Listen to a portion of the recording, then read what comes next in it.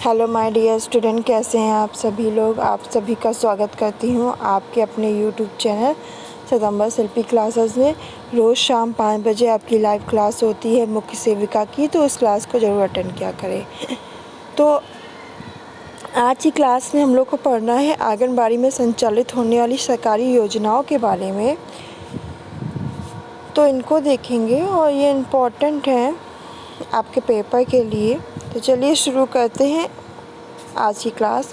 सबसे पहली है प्रधानमंत्री मातृ वंदना योजना। तो ये केंद्र सरकार द्वारा चलाए जाने वाली एक बेहतरीन योजना है। तो पूछा जाए ये योजना कौन चलाता है, तो ये योजना आपकी केंद्र सरकार चलाती है। प्रधानमंत्री मातृ वंदना योजना के तहत गर्भवती महिला को पहले बच्चे को पैदा करने के समय के दौरान आर्थिक सहायता प्रदान की जाती है। कोई गर्भवती महिला है, वो बच्चा पैदा कर रही है, पहला बच्चा, इस बात को ध्यान रखना, पहला बच्चा जब पैदा कर रही है उस समय उसको जो आर्थिक सहायता है वो प्रदान की जाती है। इस योजना के तहत सरकार महिलाओं के खाते में पैसे 3 किस्तों में भेजती है।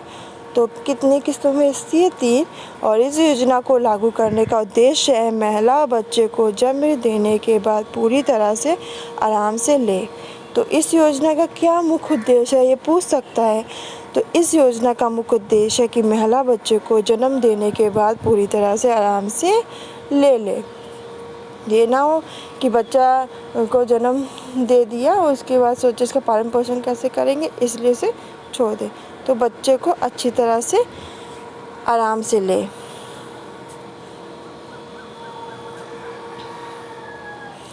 इस योजना में गर्भवती महिला को 6,000 रुपये की राशि प्रदान की जाती है।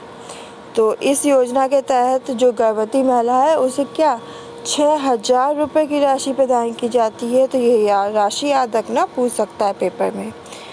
इसमें आवेदन करते समय महिला से उसकी अंतिम जो माहवारी की तारीख पूछी जाती है और इसी के आधार पर मदर चाइल्ड प्रोटेक्शन कार्ड बनाया जाता है। तो याद रखिएगा, मातृ वंदना योजना में कौन सा कार्ड बनाया जाता है, तो मदर चाइल्ड प्रोटेक्शन कार्ड बनाया जाता है।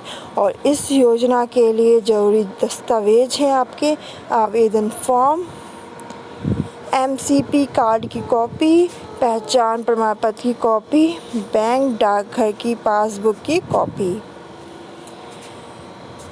फिर दूसरा आपका आता है जननी सुरक्षा योजना।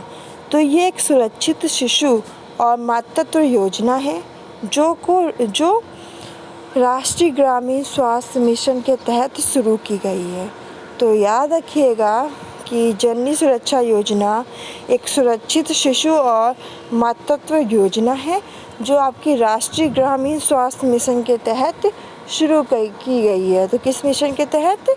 राष्ट्रीय ग्रामीण स्वास्थ्य मिशन के तहत। इस योजना का उद्देश्य क्या है? गर्भवती महिला को अस्पताल में बच्चे को जन्म देने के लिए प्रेरित करना। जो प्रेग्नेंट वुमेन है, जो गर्भवती महिला है, उनको प्रेरित करना कि वो अस्पताल में बच्चे को जन्म दे। यह योजना मुख्य रूप से समाज के गरीब लोगों के लिए बनाई गई है। इस योजना के माध्यम से सरकार नवजात शिशुओं में बढ़ रहे मृत्यु दर को कम करने का उद्देश्य रखती है। तो वो ये कह रहे हैं कि अस्पताल में आपको सारी सुविधाएं मिलेंगी, आप अपना बच्चे को अस्पताल में कीजिए, घर पे दाइयों के थ्रू मत कीजिए। वहाँ पे आपका बच्चा स्वस्थ पैदा होगा, जिससे क्या होगा, जो घर पे जो बच्चे को जन्म देती माताएं, तो उनका उतने अच्छे से देख रेख नहीं हो पाती है, जिसकी वजह से क्या होता है, मृत्यु दर जो बच्चों का है, शिशुओं का मृत्यु दर है, उसकी जो दर है वो बढ़ रही है। तो इसी दर को कम करने के लिए जननी सुरक्षा योजना शुरू की गई है। तो इसे शॉर्ट फॉर्म में GSY कहते हैं। तो याद रखिएगा, गलत मत कर दीजिएगा। जननी सुरक्षा योजना को 12 अप्रैल 2005 में प्रधानमंत्री द्वारा सभी राज्यों और केंद्र शासित प्रदेशों में लागू किया गया था। तो क्वेश्चन यहीं से बन गया, जननी सुरक्षा योजना को कब लागू किया गया था? तो 12 अप्रैल 2005 में प्रधानमंत्री द्वारा सभी राज्यों और केंद्र शासित प्रदेशों में लागू किया गया था। यह पूरी तरह से केंद्र सरकार द्वारा चलाई जाने वाली योजना है और इस योजना में महिला व उसके नवजात बच्चों को उचित पोषण देने के लिए आर्थिक मदद दी जाती है और इस योजना को हर घर तक पहुंचाने की जिम्मेदारी सरकार ने जो आंगनबाड़ियों तथा आशा वर्कर को दे रखी है। तो किसको जिम्मेदारी दे रखी है ये भी याद रखना, यहाँ से क्वेश्चन बन जाएंगे, तो गलत करके मत आ जाना। फिर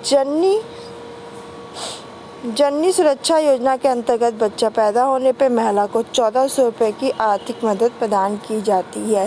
देखिए सरकार कितनी मदद कर रही है।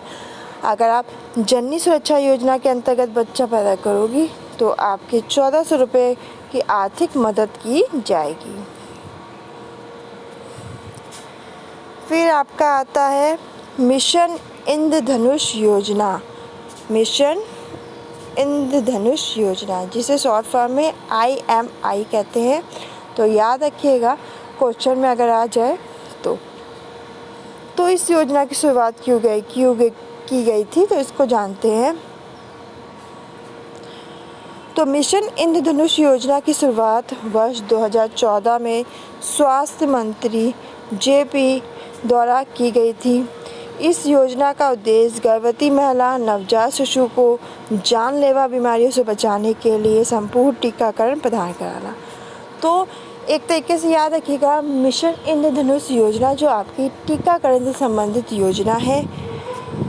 इस योजना का उद्देश्य गर्भवती महिलाओं और नवजात शिशुओं को जानलेवा बीमारियों से बचाने के लिए संपूर्ण टीकाकरण प्रदान करना है। इस योजना के अंतर्गत गर्भवती महिला के स्वास्थ्य के लिए बनाए गए मदर केयर प्रोटेक्शन कार्ड के आधार पर ही नवजात शिशु को टीकाकरण किया जाता है और इस योजना में शुरुआती रजिस्ट्रेशन इलाके के आंगनवाड़ी केंद्र में किए जाते हैं। वहाँ से आंगनवाड़ी कार्यकर्ता या आशा वर्कर गर्भवती महिला को इलाके के सरकारी अस्पताल तक पहुँचाती हैं और सारा रजिस्ट्रेशन का काम देखती हैं। इस योजना में सरकार ने नवजात शिशु के लिए सभी जरूरी टीकों को शामिल किया है। इसमें आपके तपेदिक, पोलियो, खसरा, टाइफाइड, चिकन पॉक्स आदि सभी जरूरी टीके उपलब्ध हैं। तो इसको ध्यान में रखना, यहाँ से क्वेश्चन बन सकते हैं। तो ये कुछ इम्पोर्टेंट योजना थी, तो मैंने कहा आपके साथ शेयर कर दूँ। अभी बहुत सारी योजनाएं हैं पर अभी इतनी ही रखिए। कल की क्लास में हम लोग ICDS के बारे में विस्तार से पढ़ेंगे, एक एक डाटे को अच्छे से समझेंगे, क्या करंट का डाटा है उसको समझेंगे, सब उस डाटे को अच्छे से आप नोट कर लेना, वहाँ से बहुत सारे क्वेश्चन बनेंगे और इसी के बाद आपकी जो मुख्य सेविका और उसकी जिम्मेदारी है वो जो चैप्टर है वो क्लोज़ हो जाएगा और हम लोग क्वेश्चन आंसर लगाएंगे कि यहाँ से क्वेश्चन आंसर कैसे बनेंगे। तो अगर आपने क्लास नहीं देखी है तो क्लास फर्स्ट टू मैंने 1 2 3 4 करके 5 6 7 करके पार्ट बनाए, सब देख लेना। जब पूरे पार्ट देख लोगे आपको पूरा चीज़ जो है वो क्लियर हो जाएगी। तो अगर कोई चीज़ क्लियर ना हो रही हो तो कमेंट बॉक्स में बता देना, मैं क्लियर कर दूँगी। तो आज के लिए बस इतना ही, मिलते हैं कल शाम 5 बजे की लाइव क्लास में। धन्यवाद।